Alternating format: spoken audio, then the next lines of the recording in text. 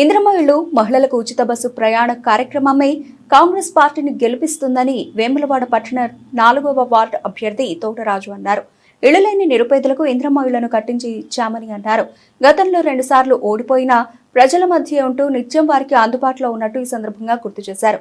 MLA ఆది శ్రీనివాస్ నాయకత్వంలో పట్టణాన్ని మరింత అభివృద్ధి చేసేందుకు తమ వంతు ప్రయత్నం చేస్తామంటున్న తోటరాజుతో మా ప్రతినిధి శ్రీకాంత్ ఫేస్ టు ఫేస్. ఫిబ్రవరి 11వ తేదీన తెలంగాణ రాష్ట్ర వ్యాప్తంగా మున్సిపల్ ఎన్నికలకు సంబంధించి ప్రచారం జోరు అందుకుంది. అయితే ప్రస్తుతం మనం వేములవాడ మున్సిపాలిటీ పరిధిలో ఉన్నాము. 4వ వార్డు అభ్యర్థి తోటరాజు మనతో ఉన్నారు. అసలు వారిని అడిగి మరిన్ని వివరాలు తెలుసుకుందాం. అన్న, చెప్పండి, ఎట్లా ఉంది ప్రచారం, ఎట్లా కొనసాగుతుంది, ప్రజల నుంచి ఎట్లాంటి రెస్పాన్స్ వస్తుంది? ఈరోజు 4వ వార్డు మహాలక్ష్మి వీధులను గడప గడప ప్రచారం చేయడం జరుగుతుంది. అందరూ చేతి గుర్తుపై ఓటేస్తాం. చేసిన అభివృద్ధులు బాగున్నాయి. అలాగే మనకు ఇందిరమ్మ పథకం కానీ, ఇందిరమ్మ ఇల్లు కానీ, కాల్జాగా ఉన్నవారికి 5 లక్షలు ఇవ్వడమే కానీ, అలాగే పింఛన్లు, అలాగే మరి ఏది ఆర్టీసీ బస్సు ఉచితం, సిలిండరు, అలాగే కరెంటు ఇవ్వడం జరుగుతుంది. ప్రజలు మొత్తానికి అందరికీ కాంగ్రెస్కి ఓటేస్తామని చెప్తా ఉన్నారు. ఇప్పటిదాకా మేము ప్రచారం చేయడం జరిగింది. నేను కూడా గతంలో 2 సార్లు ఓడిపోయినా ప్రజల మధ్యలోనే ఉంటూ ప్రజలకు సేవ చేసుకుంటూ ఉచిత వాటర్ ట్యాంకర్ ద్వారా చేయడం జరిగింది. అలాగే నాకు వాయసన్న గారు టికెట్ ఇచ్చి వారు ఆశీర్వదించడం జరిగింది.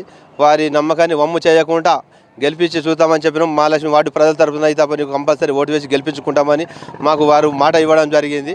అలాగే ఆదిశన్న గారికి కృతజ్ఞత తెలియజేస్తూ మేము ప్రతి ఒక్కరికి చెప్తున్నాం.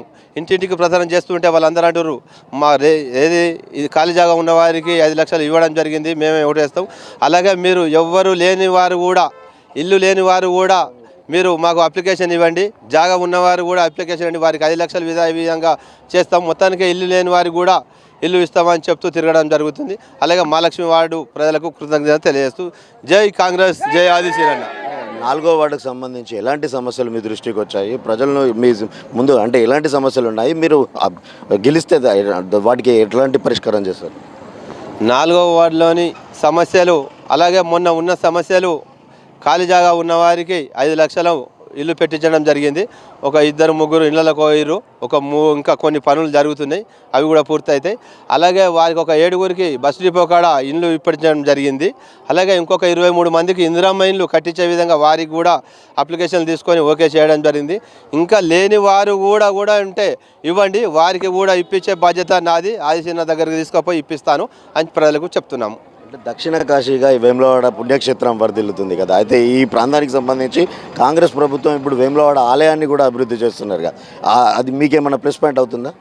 అయితే అది 50 సంవత్సరాలు ఉన్న సమస్యను ఆది సీనన్న గారు వచ్చి తీర్చిండు. రోడ్డు వెడల్పు కానీ, అలాగే సంవత్సరానికి 100 కోట్లు కేసీఆర్ ఇస్తా అన్నట్టు ఇవ్వలేదు. ఆ సీనన్న గెలిచినాక ఇప్పటికీ ఎన్నో కోట్ల రూపాయలు తీసుకొచ్చిండు. అభివృద్ధి పనులు గుడి జరుగుతున్నాయి. అలాగే భీమేశ్వర గుడిలో ఇది దర్శనం చేసుకోవడం జరుగుతుంది. అయిపోయినాక ఇక్కడ గుడిలో దర్శనం చేసుకోవడం జరుగుతుంది.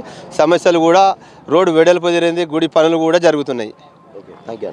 మొత్తంగా వేములవాడ రాజరాజేశ్వర స్వామి ఆశీస్సులు తనకే ఉన్నాయంటూ కూడా గత బీఆర్ఎస్ ప్రభుత్వం మాత్రం అభివృద్ధికి శూన్యంగా ఉంది. ఇక కాంగ్రెస్ ప్రభుత్వం అధికారంలోకి వచ్చిన తర్వాత వేములవాడ పట్టణము ఇటు ఆలయంతో పాటు 100 కోట్ల నిధులతో కూడా ఆలయాన్ని కూడా అంగరంగ వైభవంగా అభివృద్ధి చేస్తాము, కాంగ్రెస్ పార్టీతోనే వేములవాడ మున్సిపాలిటీ అభివృద్ధి చెందుతుందని చెప్పేసి తన ఆశాభావం వ్యక్తం చేస్తున్నారు.